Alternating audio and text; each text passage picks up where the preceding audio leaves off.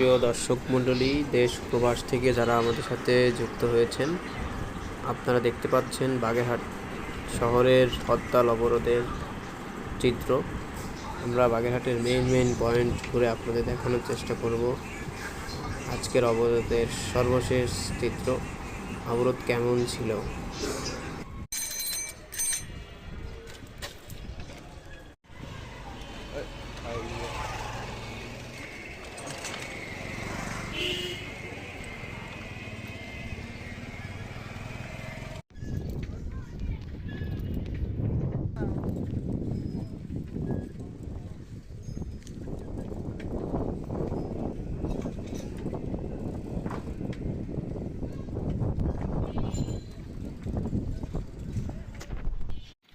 খালি ঢাকায় যাওয়া যাবে না,